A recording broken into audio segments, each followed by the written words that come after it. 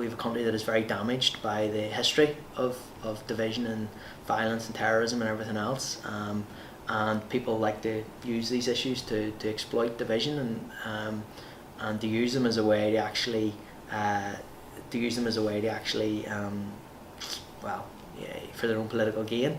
I mean, the Green Party is born as a party born out of the peace movement, and it's born as a party that actually has always stood up against the issue of violence, and to actually try and say that we're, you know, after all the rhetoric and everything else that's come out from other political parties, and this tacit support for paramilitaries and terrorists and everything else, the fact that we've got political parties sitting in government with each other with their history of violence and terrorism and everything else, and they actually then pin it on, to actually start accusing the Green Party of being sympathetic to terrorism. It's just ridiculous, really. It really is. And as I say, it's indicative of the damaged society that we live in. It really is.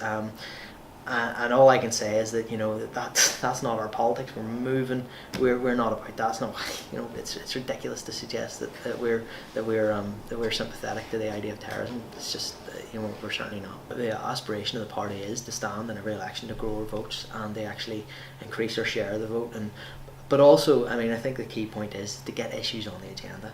I mean, if we can get the other parties talking about things like living wage, which, as I say, we've already started to do with the likes of the DUP, voted against, petition of concern at once actually in the Assembly, voted against it twice in the Assembly, and then a couple of weeks later Sammy Wilson was on the Nolan show saying that it was a good idea. So we've started to change the conversation with different issues, and issues that are important to us, and to get that discussion going.